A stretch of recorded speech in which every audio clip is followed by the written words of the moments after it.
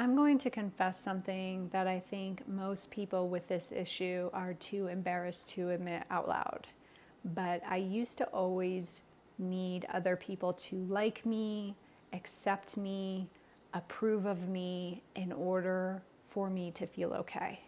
I was always seeking external validation. I didn't have a single tool to validate myself internally. I didn't even know that was a thing. If I was interested in someone, I would check my phone all of the time to see if they had texted back, even if my text was only 10 or 20 minutes before.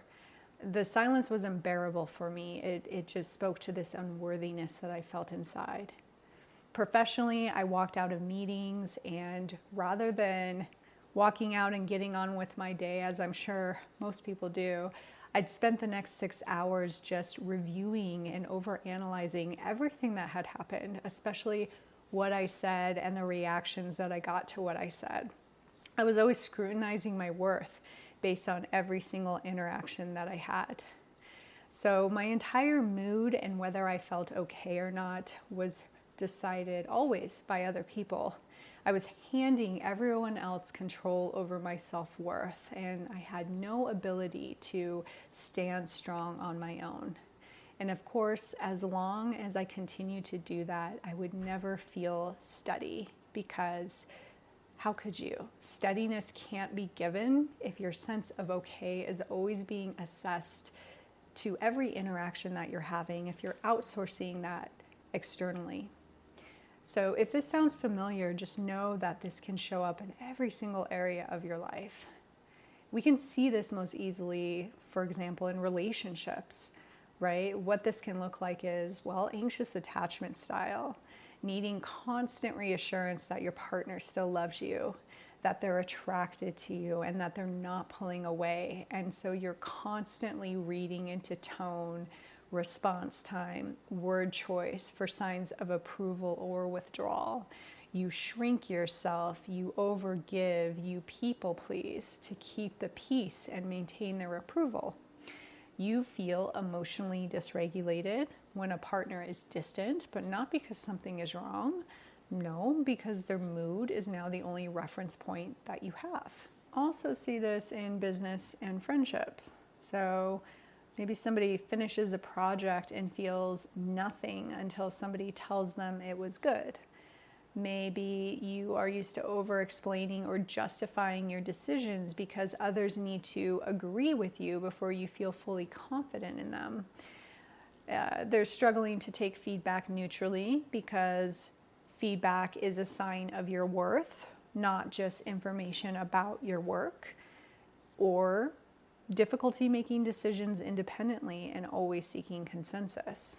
So external validation, as you can see, will always be unreliable because other people's opinions change, they're variable, and they oftentimes stem from their own projection, and it's completely outside of your control. You can't regulate yourself on something that is inconsistent.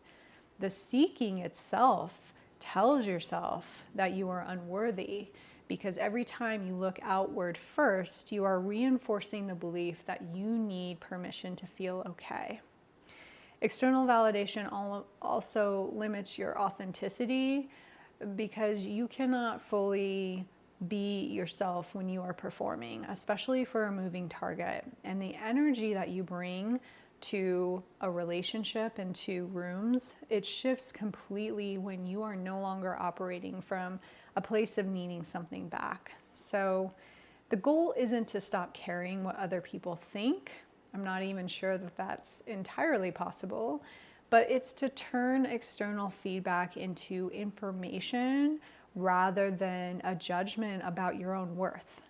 So I find that sometimes the difficulty in correcting these patterns is knowing what tools will actually be useful, since most of them do require a bit of long-term adoption. But it's been my experience that if I work on a pattern through each of these three lenses, mind, body, and energy, that I can more effectively challenge patterns that aren't serving me. So outlining a few here, at least one from each of these categories. Starting with the mind. So a super quick and easy one is the inner witness practice. And so before seeking external advice, before consulting anybody else, pause and ask yourself, what do I actually think about this? Write it down if you need to externalize it. If you're prone to immediately calling up your best friend to ask what you should do about a situation, I mean, I did this all the time, but maybe just hold off to write down some of your own thoughts before making that call. Another mind-based practice is facing your inner critic. So examining that critical voice in your head, identifying whose it is. Is it a parent, a teacher, a cultural standard? Because more than likely it was never yours to begin with. And the work is replacing that voice with your own nuanced, compassionate voice. I'm not talking about toxic positivity here. It's just having more awareness of what's being said and actually examining and questioning it, because more than likely what it's saying all the time isn't always true.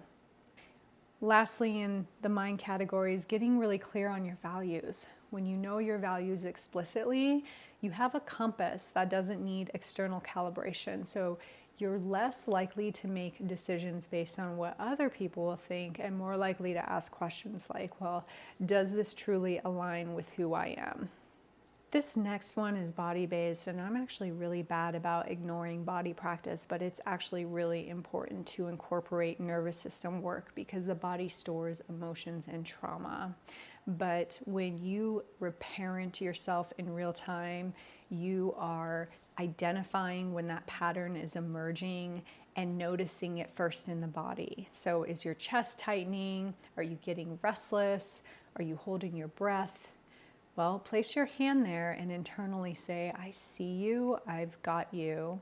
You don't need their answer to be okay right now. And this is over time teaching your body that you are a safe, reliable source of comfort.